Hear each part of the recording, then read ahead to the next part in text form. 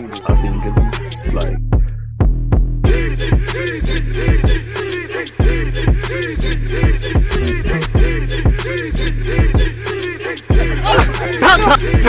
People deluded, I'm back again. Come on, Ian. Man. Come on. Appreciate that, Ian. Right, special guest set is Julian. How are you doing, man? Before I let him speak, obviously, people, make sure you're checking out the description. People, make sure you're checking out the Marseille View. They make some good content. All of their information will be in the description. How you doing, my guy? I'm all right, man. I'm all right. And you? I'm fantastic, man. Appreciate you for doing this. Sorry about my lateness, my guy. It's all right. It's all right. No worries. Appreciate that, man. Again, you know, there's a reason for me getting you here. Obviously, you're a Marseille fan. Arsenal have a couple of players in France. The first one I want to speak to you about is Nuno Tavares. My first question for you would be, what is the sentiment around Nuno Tavares in the last season he's been with you guys? Yeah. Well, it's a bit complex with Nuno. Like, he's a bit of a difficult player to judge in the sense that the physicality is great. Like, I think the guy will always find a club because, you know, left back, very fit, very fast, strong, quite good in duels and etc. There is a level for him, but the question is, what is exactly this level? Is this level is lower Champions League level like OM at the moment, or upper like top 4 Premier League like Arsenal? Hardly. In my opinion, hardly. I mean, that's what... Go on. Yeah. No, it's okay. That's what you kind of alluded it to me in that's kind of the sentiment we share with Arsenal fans, in that he's fast, he's quick, he's strong, he has a lot of physical qualities. But for me personally, it's like I don't know how much his defensive aspects have improved. Has he improved defensively with you guys? No, I don't. He was not very good defending. I think, I don't know. Is it more a mental issue about his willingness to defend, how he sees him as a player? Or is it also a bit of a lack of football IQ? But all in all, he was not very good defender. To be fair, like we played with a formation where him and the right left back were playing very high on the field. It was high press, and we had a strong free like defending back line, with basically one guy that was basically staying there and two that were, you know, moving. So he didn't have that much a defending job to do, but maybe that was good because he's not very good. Like you said there, I mean that's kind of disappointing to hear from Tavares. It's lacking. The guy is young, so you know it might improve, but I cannot tell. I was very satisfied with his defending this season. To give you some statistics, I checked a bit. So he scored, like, he played 32 games with us, over 3,000 minutes, which is like basically he was, you know, our main guy at the it's a lot of minutes, yeah. And he scored 6 goals, no assist. 6 goals, which is, you know, you look at the stats and you go, wow, 6 goals for a left back, not bad. To be fair, 3 of these goals were in the August, at the very start of the season. He's a bit of a streaky guy, also. Yeah, we got that, like, Arsenal with him. He scored 3 and 4. Then he didn't score for maybe until I think Christmas, or on Christmas almost. Scored 2 or 3 again, January. Yeah, Christmas, January, and then that was it. And you know, that's also a problem. Like the guy lacks consistency at quite many levels. You not really know, and it's a bit the same when he plays. You're always wondering what's going to happen. You know, he's a chaotic footballer. Die, you know, he's rolling, and you go like, you never know. And usually it doesn't work, but sometimes he does this bit of magic, and then, you know, he's a bit of a highlight player. Yeah. Like, in the sense that if you just look at the highlights, you go, oh yeah, interesting. Wow, isn't he fast? Isn't he? It's not quite the same over 90 minutes. No, usually not. And that's what kind of scares me about Tavares. It's like, he's, like you said, he's got physical qualities, but it's like he needs to become a bit more calculated. Kind of what you just said about the footballing IQ. Do you think his future is probably as a winger then? That's a possibility. I don't see why he couldn't succeed as a winger. Why not? The the thing is maybe on the market there is more like, you know, at least for Marseille, I don't know you guys, but at least for Marseille, we always have a player with finding you know, like wing backs and especially left backs. It's always an issue. It's been an issue forever at our club. And I No, we think in quite many clubs it's an issue. So I have this feeling there is not such a lack of players at as a winger level. So maybe the competition is it gets bigger and bigger, and then you're looking at him bigger. through different metrics. Yeah. But for me, like at the moment, maybe his level, like maybe lower end Premier League. I think, you know, he would be, or, you know, like mid-table Italy, mid-table Germany, this sort of team. He's not a bad player. He's definitely, you know, he definitely has something. He has qualities. But I don't think he's gonna play for Arsenal. Is he going to play?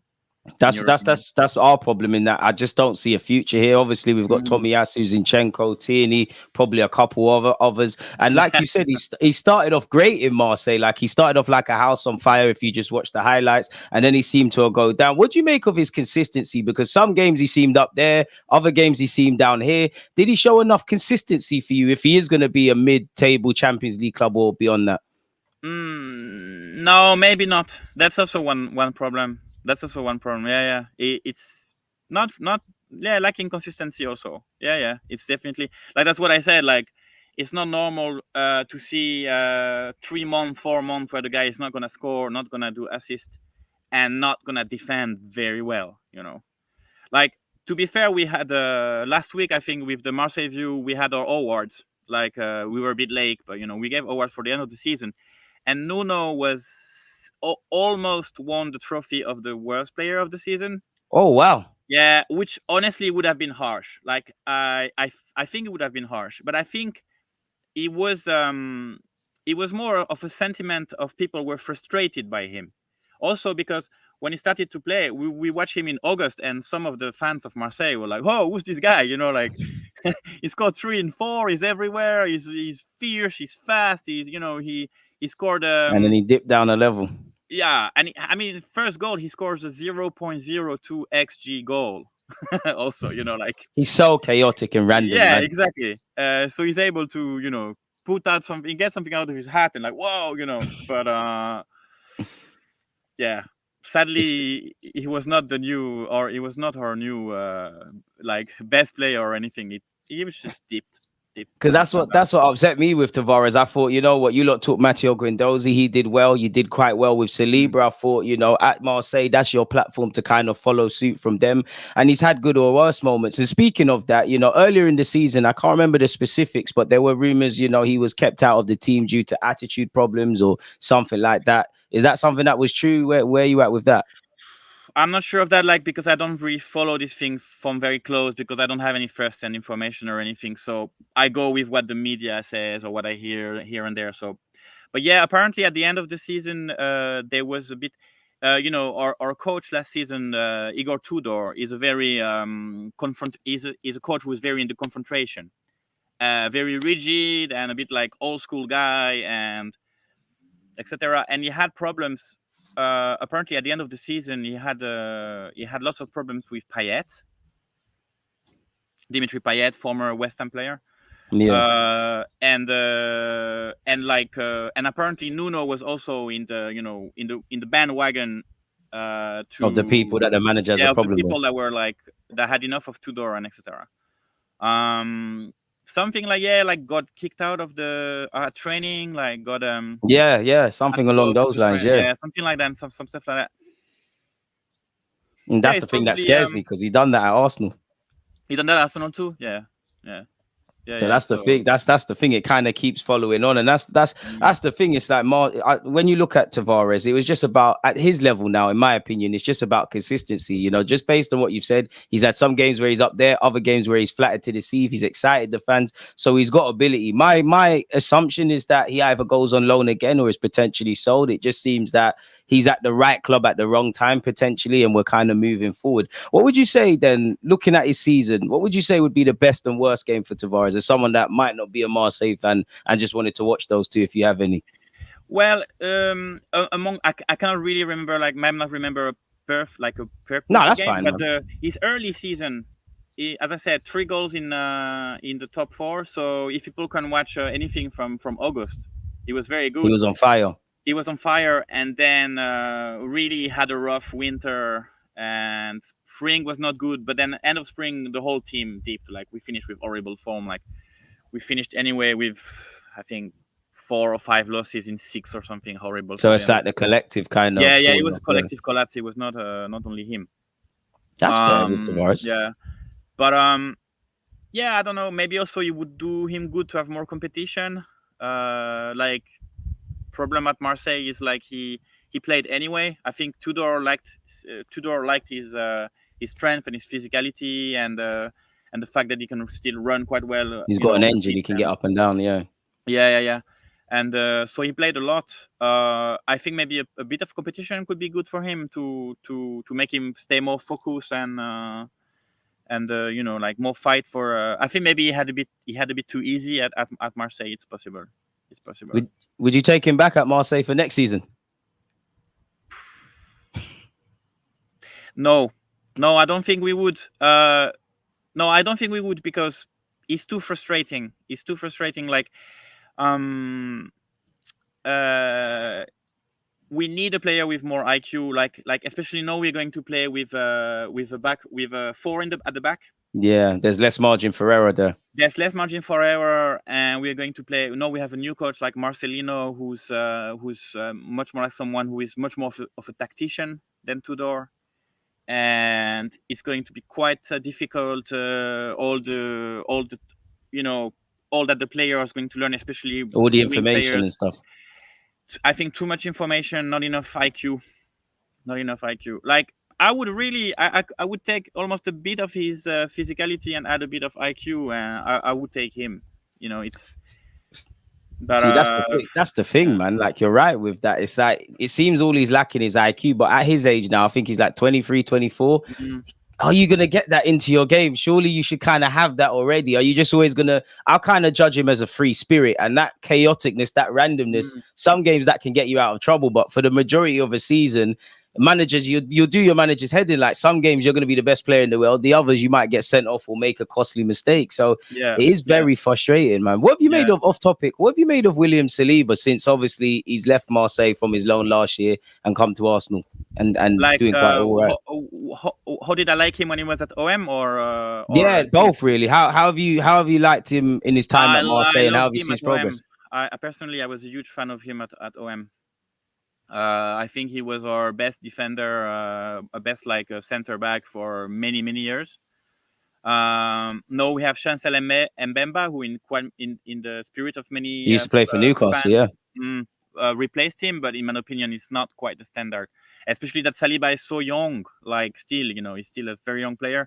No, fantastic player. Like, I really like, the way he plays with the head up and the way he sees the game. Very graceful. At the same time, it's also extremely fast, and no, top player for me. I don't know what do you make of him, but I didn't watch much of Arsenal season to be fair. But a quality player, I'd say, for Arsenal fans. Yeah, for Arsenal fans, it's like he was bought, I think, in 2019. He went to Nice. He's been at Marseille for a couple of years. He went back to Saint Etienne. We didn't quite know if he was ever going to get his opportunity, but he seemed to have got it and gone from strength to strength. There's still a lot of little tweaks in his game, but he's a fantastic player. What is the sentiment around Saliba in France? Like, because obviously you guys have a lot of quality players. You've got Konate, Saliba, Simikan. There's a lot of guys. Like, is he kind of ranked as the best potential one? Where does he kind of rank in broadly for like French football? How high does he? We have quite a lot of good center backs, but he's right there. I think in the top 3 at the moment, top 3, top 4. Like, he's very solid. Like, he's very solid, and there's still room for improvement. It's not the same. It's with Tavares. Like, you never know. One hope I might have for Tavares is if he meets the right coach. Yeah, we really know how to talk to him. Really hands-on. Really help him focus him. A bit of a mentor. This kind of player, you never like know. A because dad. He feels like a guy, like a guy on the, on the emotional side of things, quite much. You never know. With a special meeting with someone special that would really talk to him and that would make him want to work, that might He be could just explode yeah, and go all the yeah. way. And then like he would just step up, like understand, and then become much better. But it's a long shot. It's a long shot. It's a long shot because most managers like they want to do that, but then they have to try and get 3 points or they're going to lose their job. Exactly. So you're right. You're right on that. My last question, in fact, my couple of last questions for you. I want to speak about 3 other players. Obviously you're a Marseille fan, but what have you made of Balogun last season? Balogun, when he was around, he was strong. He's been linked with you guys again as well. He's linked to us. I think at the moment it's a matter of money. Apparently we don't have the cash. That's still the difference between Liga and Premier League. Yeah. Premier League's just getting richer and richer and richer. We are trying to push for a Champions League, and Balogun is out of our league. So, and we don't have a striker at the moment. Well, we have one. See, he would have been perfect there. That would have been a good platform for him at Marseille. Balogun, yeah. I think a lot of Marseille people would have taken him. What have you made of Nick? Oh, go on. Yeah, very solid season in Liga. Very solid. What have you made of Nicolas Pepe? Because as Arsenal fans, obviously I watch French football, but I'm not living in France. I'm not watching Lyon religiously. I know you're a Marseille fan, but Nicolas Pepe obviously joined Arsenal for a big move. He's gone back to Lyon. What have you made of him just as a casual person looking at Lyon potentially or the Ryder League? Yeah, he was in Lille. And am I mistaken that he was in Nice also this season, on the loan? Yeah, sorry, Nice. Apologies about Lyon. Yeah. He was at Lyon prior. Yeah, he was at Nice. Yeah. I think he had quite a rough season at Nice. Nice collectively didn't work out, and they had a disappointing season. Like I was imagining Nice fighting for top 3, top 4, and they were not there at all. Like they had a problem with their old coach, and it didn't work. Another one with collective problems. Yeah, and Pepe didn't. I think Pepe a bit underperformed to what people hoped. I think people were like, "Oh yeah, great player coming from Premier League, he's gonna save us," and he didn't save them. That's the saddest thing. That's sad. Yeah, I didn't follow him very closely, but from what I gathered, it was not satisfying. He was disappointing. And that's sad, man, because when I look at it, Balogun's done very well on giving himself a platform. I still think we'll be able to sell Tavares, but it seems like Marseille fans and Arsenal fans, we're kind of saying the same things about Nuno Tavares, so we can't all be wrong. Balogun's doing what he needs to do. That draws me to my final question. A player that I was upset that actually left Arsenal, he's got a lot of fire in his belly. Matteo Guendouzi, how's he getting on, man? I was almost on the verge of tears when he left, man. It's been a journey with Matteo. It's been a very big journey. Last season was not his best season. Like the season before, he was much better. He was on fire, the season before last, yeah. He was a very important player, and at every level. I think also like last season, he had problems with Igor Tudor. Definitely, the more we hear later on, we realize that the Tudor really had his he had his favorites, and he has the guys he didn't like. And after you didn't like, once he crossed you out, it was very hard that's to it. Back. He had a problem with strong character, and God knows, Guendouzi is one of them. But I like Matteo. Like there is rumors that there would be a transfer or something. He's one of the bankable players, so we have. So if we could sell him for a big amount of money, I would take it, I guess. But it's hard to want to sell him. He's such a player. He's one of the players that fans love to see, man. Yeah. It's maybe the only little question, and I don't really blame him or only him for that. Is like he's been tried on too many different spots on the pitch. Yeah. And you really wonder what is his key position? What is his really favorite role? Like sometimes he's been almost like as a DM, and then on the opposite is Osborne been put as a 10 or as a striker sometimes, and somewhere in between. In my opinion, he's more of a 6'8", kind of guy. Like a deep line playmaker sort of thing. Deep line playmaker or some guy like that. I wish he would be used if he stays with us and with Marcelino, who plays 4-4-2 with like important midfield, and I guess a creative midfield and a defensive. He could totally play a role there as a bit of like a. Well, yeah. Then again, now that I think about it, because he's not the most creative in the sense of vision of the Like he of the can do game. a bit of everything, but he doesn't He can really do a bit of excel at everything.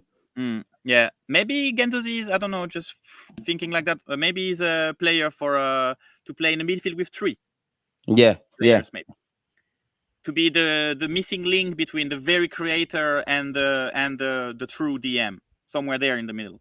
Maybe I that's think you said it. I think that's the maybe perfect that's his role spot. for him. Yeah, because he's not the best defensively, but he shows a willingness to do it. He shows a willingness to get into the final third. But as you said, the vision isn't quite there. So I think that is it. How highly do you rate Guendouzi? Like, how far do you think he could go?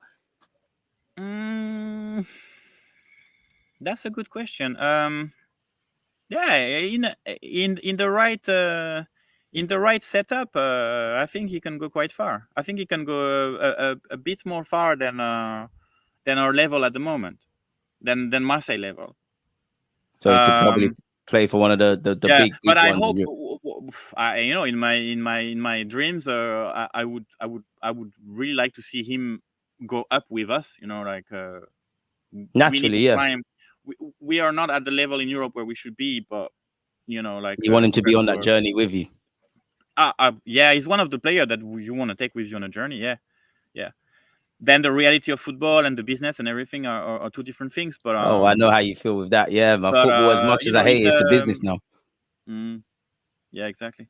But he's very likable character. Well, he's a hate him or some people really don't like him. They There's think no he in has between. a bit of a baddie in him. I disagree. I think I like him. I really like him. I always want him to do well, because I know him and Arteta had a falling out, and he's doing well with you lot. We're doing well as a football club, but he is someone that used to play under Mikel Arteta, someone that you probably see at Marseille as well, someone that the fans are easy to gravitate towards because he kind of shows that same passion. He's never roared. He seems to be up for big games. He's got a good quality level. Obviously, being an Arsenal fan, we've got a history with French players, and it was right up our street. So I'm kind of sad to let him go. I know I said last question, but I can't have you being obviously in France and not ask you about Kylian Mbappe. Like, what do you make of this whole Paris Saint-Germain stuff? I thought it was over for at least a year.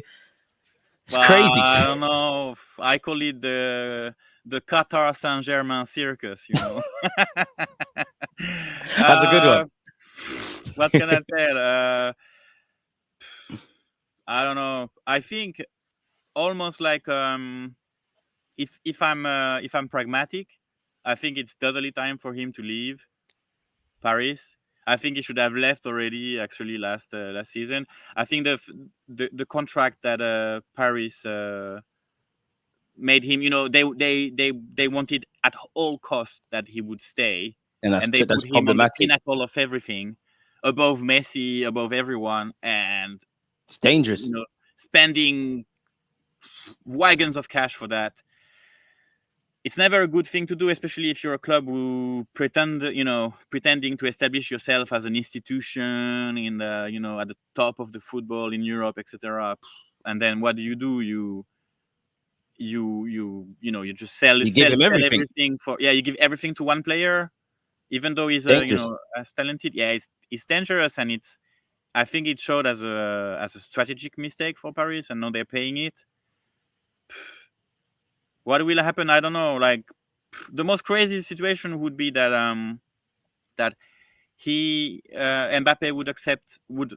don't want to go, want to run out his contract. See his contract run out till next year. Yeah, and then the new PSG coach. Sorry, I have a bleep. Like the Luis Enrique. Yeah, Luis Enrique. Sorry, would have the balls to say you don't play. But I don't believe that for a second. Yeah, I don't think you could do that. Not with Kylian. Second. You'd want him to play, and plus, exactly, like, it's another cloud over your job, really. That's Paris Saint-Germain seem to keep having with the player power. If it's not him, it's Neymar. Then it's Messi getting booed, and it just seems like a soap drama, like a TV series over there. Yeah, it's complex. Like, basically, I think the whole Qatar show with Paris is like, basically, it's like if they would play Football Manager like 12 years ago or whatever, when they took the job, there's no way you can do a worse job. That, like, it's like you put a 4 years old playing Football Manager, and you would have. Can't lie, that's a good one, really. You'd have to ask. Yeah, there's no way you could do worse than that. How could we waste money that bad? They wait, yeah. Even I know Mbappe is one thing, but the amount of players they've signed that haven't worked out, it just seems like Harlem Globetrotters at Paris Saint-Germain. Like it's stars, you sell a lot of T-shirts, but you haven't got a philosophy. Like as a non-Frenchman and a non-PSG fan, and as someone that watches French football, every time I see PSG or I see a number of French players leave, even Matteo Guendouzi, it seems like a lot of players have been at PSG, especially the young French ones. Like when they lost the Champions League final, Kingsley Coleman's playing against you. It's like, for me, they should get back to their identity of bringing through young French players. Of course, you marry players into it from all over the world, but it doesn't seem like there's a core ethos or identity. I know last year they kind of tried to get like Portuguese technical players. That didn't really work out.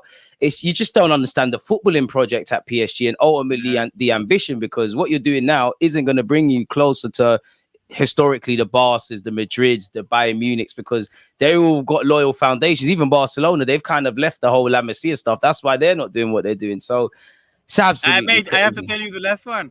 They signed for 47 millions, I think 42 or 47 millions, Lucas Hernandez from Bayern München, who's been in the last 1.5 year injured, I think over 9 months, who had just the worst injury possible, like the hamstring, or I don't know how you call it, like can't even remember what it's called, but yeah, I think I know, I know it in French. I don't remember in English. Who's been like etc. Who was born in OM, who had said in Marseille, sorry, whose dad has played for OM and he's a OM fan, who said like 2 or 3 years ago, I moved to Paris. Nah, not possible, man. Money talks, man. I'm a Marseille guy. I'm not gonna move there.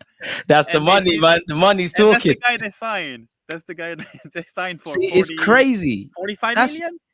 It's crazy, million? Especially with the injury problems, as you said. If he's got injury problems, it's just more of the same. It's insanity. If you keep doing the same thing, hoping for different results, you're insane, PSG. Really, that's crazy. But that's why, like it's always a hard shot. Like before the beginning of the Ligue 1, since Qatar has arrived in Paris, they're always the natural favorite, and no matter what happens, because they also sign good players in the mix, and even their reject have the level very often to rule over to walk over Ligue 1. But you can't help hoping that it's always a long shot. But if their circus goes on like that, as an OM fan, and if I would be a fan of teams who are working well at the moment, like your Lens, your Lille, eventually Nice, if they wake up, and a few others, it's all very long shot. But who knows? We should really go for it this season. Like if the whole circus goes on, game on. You win your games, you win your games, game on, man. Especially because football, the funny thing about football, it doesn't really care how many stars you've got and things like that. You know, everyone's got a chance, really. It would be nice. Horrible, if the room atmosphere is horrible, and if things just go sour, you never know. Exactly. So, you're right on that, man.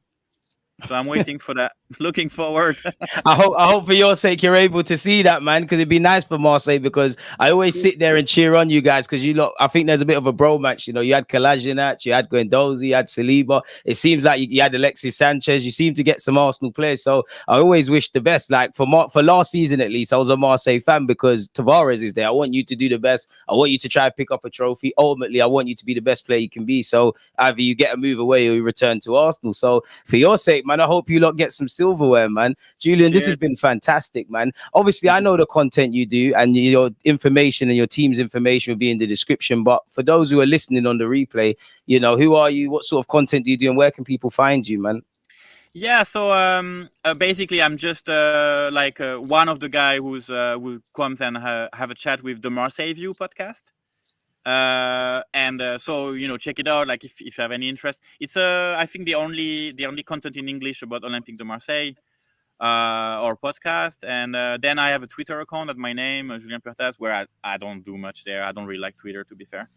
And especially with Elon Musk. I live in Finland, so you can see a bit of the lake over there.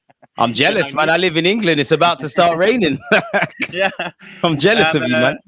Yeah, and just if people want to have a listen at the Marseille View, I can recommend our last episode, the Marseille View Awards that we did last week. We really had a good laugh. It was a good one. Like it was very fun. So if people have a moment to spare, they should go and have a listen.